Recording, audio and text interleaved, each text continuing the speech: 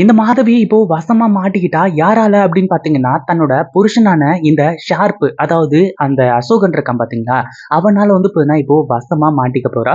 அதாவது இப்ப என்ன ஆச்சு அப்படின்னு பாத்தீங்கன்னா, நம்ம சூர்யா செம்ம டென்ஷனா இருந்துட்டு இருக்காரு. பாட்டில்லாம் ஒண்ணு கூட காணோம், எங்க போச்சுன்னு தெரியல, என்ன ஆச்சுன்னு தெரியல. இந்த நந்தினி வந்து எதுக்குதான் வந்து நம்ம மறுபடியும் இந்த வீட்டுல வச்சிருக்கோம்னு தெரியல, எல்லா பாட்டிலையும் எடுத்து கொண்டு போய் எங்கேயும் போட்டிருக்கா அப்படின்ற மாதிரி சொல்லி பயங்கர கோவத்தோட வந்து சூர்யா இருந்துட்டு இருக்காரு. அந்த ஒரு கோவத்தோடயே இப்போ நேரா போயிட்டு மொட்டை மாடியில் நின்று இப்போ தம் அடிச்சிட்டு இருக்காங்க. அந்த ஒரு நேரத்துல என்ன ஆகுது அப்படின்னு பாத்தீங்கன்னா, இப்போ நம்ம ஷார்ப் இருந்துட்டு சரக்கு பாட்டில்லாம் வச்சு அப்படியே குதூகலமா வந்து இருந்துட்டு இருக்காரு. ஏதோ புது பொண்டாட்டி வந்திருக்க மாதிரியே பாட்டில்லாம் வெறிக்க வெறிக்க வந்து பாத்துக்கிட்டு இருக்காரு.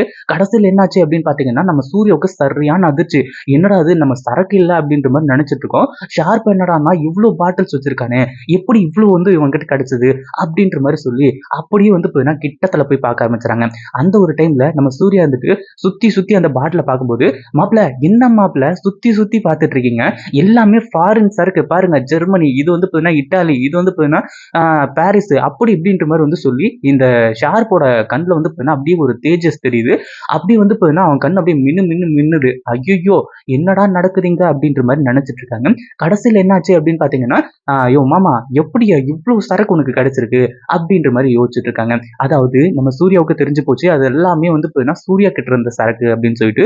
ஏன்னா அவர் தான் பிராண்டடா வந்து வாங்கிட்டு வந்து வச்சிருந்தாரு, ஃபாரின் சரக்கா வாங்கிட்டு வந்து வச்சிருந்தாரு.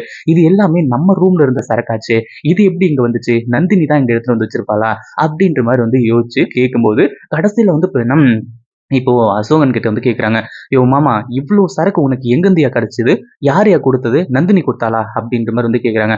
என்ன மாப்பிள்ள பேசிட்டு இருக்கீங்க, என் பொண்டாட்டியோட பாசத்தை பத்தி உனக்கு தெரியல, இவ்வளவு நாள் வந்து ஒரு நாளாச்சும் என் பொண்டாட்டி எனக்காக ஒரு சரக்கு வாங்கி கொடுத்துருக்காளா, ஆனா இப்ப பாரு எல்லாமே வந்து ஃபாரின் பிராண்டு, வேற லெவல், எனக்கு வந்து அப்படியே குதூகலமா இருக்கு, இது எல்லாத்தையுமே குடிச்சிட்டு இன்னைக்கு மட்டையாக போறேன் நானு, மாப்பிள்ள நீ வந்து ஜாயின் பண்ணிக்கோ, என் பொண்டாட்டி வாங்கி கொடுத்தது நான் உனக்கு ட்ரீட் வைக்கிறேன் அப்படின்ற மாதிரி வந்து சொல்லி இப்போ இந்த ஷார்ப் வந்து சொல்ல ஆரம்பிச்சுனா.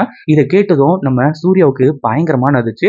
அது மட்டும் இல்லாம, யோ மாமா என்னையா சொல்ற, இது எல்லாமே வந்து எங்க இருந்து நீ எடுத்த, எங்க இருந்துச்சு அப்படின்ற மாதிரி கேட்கும்போது, எல்லாமே என் ரூம்ல தான் இருந்துச்சு மாப்பிள்ள, நான் விடுவேனா, என்னோட மோப்ப சக்தி தான் உனக்கு தான் நல்லா தெரியுமே, இந்த அதாவது 10 கிலோமீட்டருக்கு அந்த பக்கம் எங்க ஒயின் ஷாப் இருந்தாலும் நான் தேடி கண்டுபிடிச்சோம் உனக்கு நல்லாவே தெரியும்ல, அதுதான் வந்து இப்ப கிடைச்சிருச்சு, இதுக்கப்புறம் வந்து நீ கவலையே படாத, உங்ககிட்ட சரக்கு இல்லையா சொல்லி, இவ்வளவு சரக்கு இருக்குவா நம்ம குடிக்கலாம் அப்படின்ற மாதிரி சொல்லிட்டு இருக்காங்க.